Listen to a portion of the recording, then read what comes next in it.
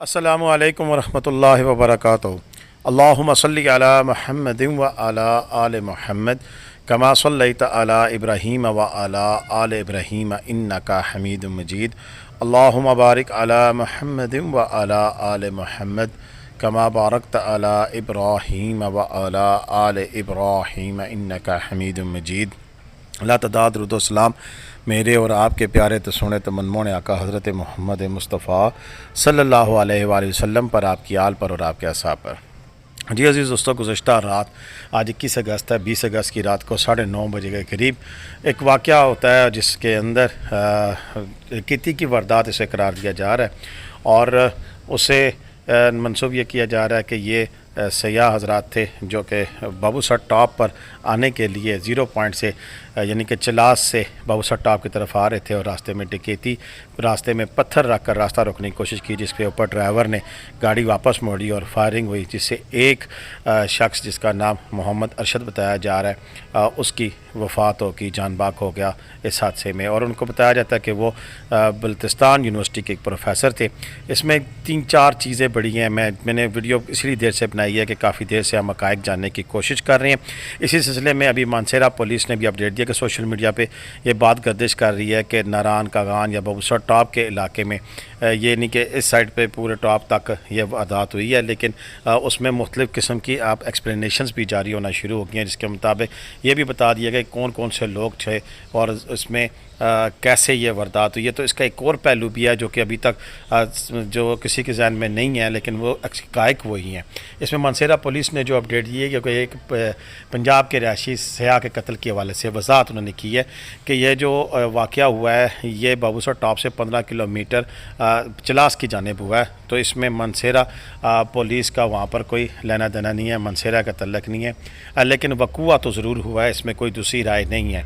ठीक है, तो इसकी वजह से उन्होंने अपनी एक्सप्लेनेशन ज़ाहिर की है कि जो लोग मानसेरा से मंसूब कर रहे थे इस वाक़े को वो कतन गलत है।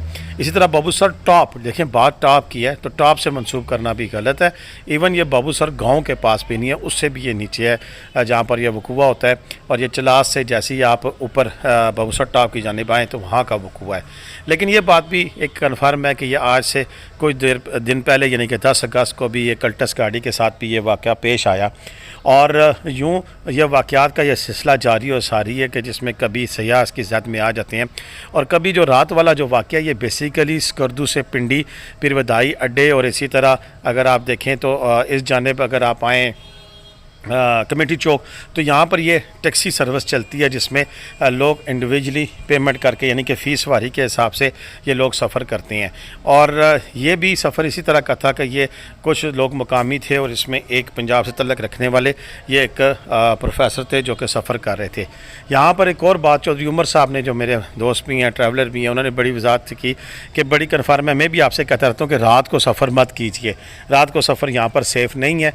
इसको सेव करना हुकूमत की ज़िम्मेदारी है, लेकिन अगर कहीं मसले मसाइल हो तो वहाँ पर उनके SOPs को भी फॉलो किया जाता है।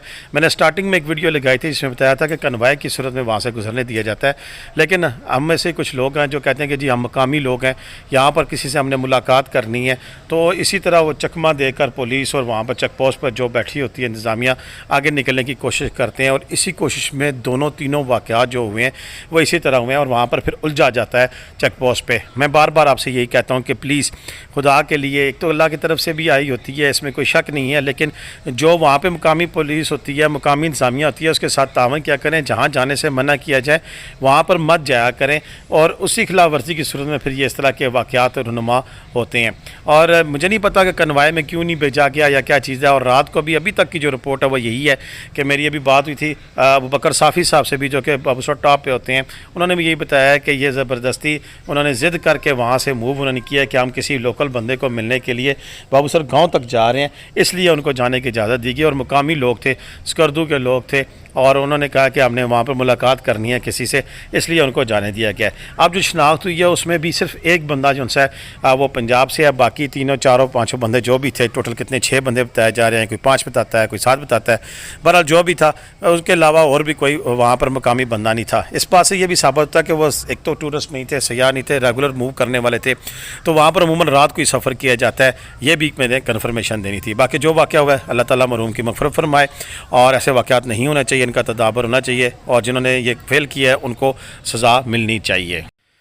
जी, हमारा काम है दुरुस्त हक़ाइक़ बताना और दुरुस्त हक़ाइक़ और दुरुस्त निशानदेही करने की भी कोशिश करना और असल हक़ाइक़ तक भी पहुंचना।